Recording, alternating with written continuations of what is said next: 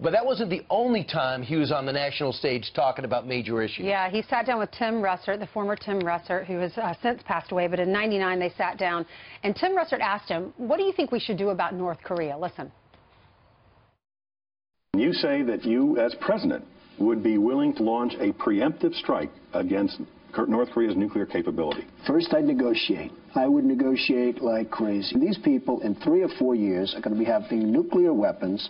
They're going to have those weapons pointed all over the world and specifically at the United States. Wouldn't it be good to sit down and really negotiate something, and ideally negotiate? Now, if that negotiation doesn't work, you better solve the problem now than solve it later, Tim. And you know it, and every politician knows it, and nobody wants to talk about it. We virtually tried to bribe them into stopping, and they're continuing to do what they're doing, and they're laughing at us. They think we're a bunch of dummies. You want to do it in 5 years when they have warheads all over the place, every one of them pointing to New York City, to Washington, and every one of our... Is that when you want to do it, or do you want to do something now? You better do it now.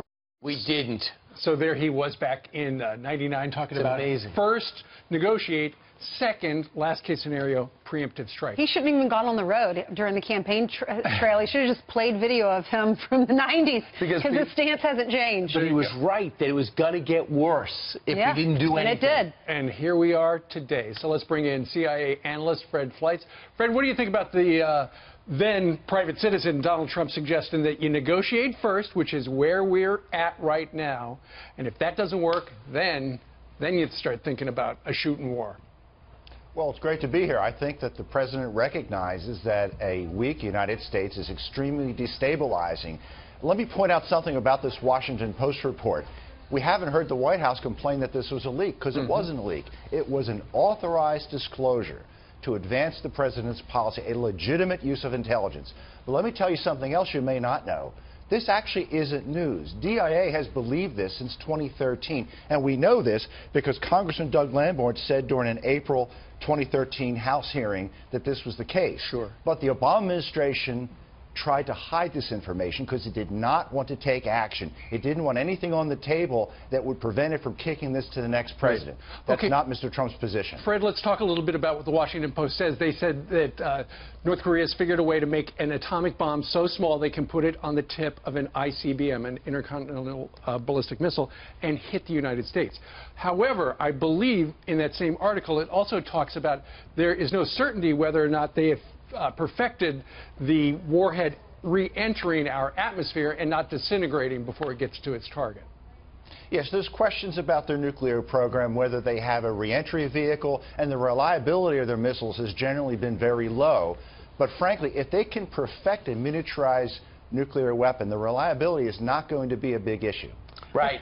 When you look at the challenge right now and the president's rhetoric yesterday, we feel like we're at a point we've never been at before.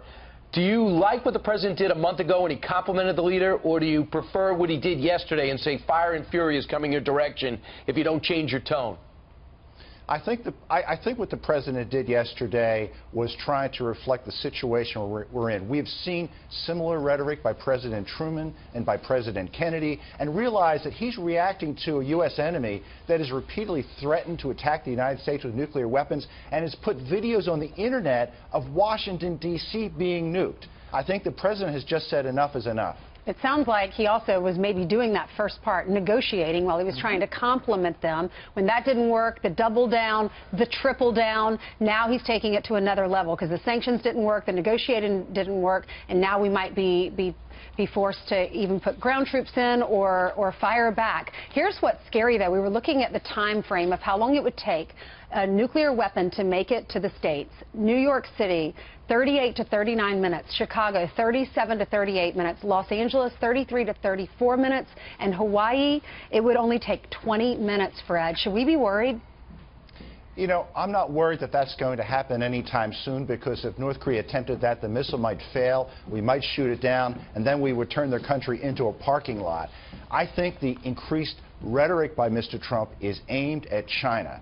China has to stop cheating on sanctions. China has to put more diplomatic pressure on North Korea than it ever has before to address this threat.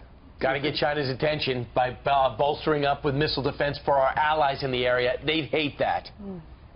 That's right. I mean, they do not want the THAAD missile system in the region, and there are a number of steps that they simply aren't going to support. They would not let an oil embargo be part of last weekend's resolution. I think that was a shame. That's the next step we should do. My friend Gordon Chang has said there are a number of non-military steps that can still be taken to address the situation, and I think Mr. Trump is putting pressure on the Chinese to say we're going to have to start implementing them. All right. Okay.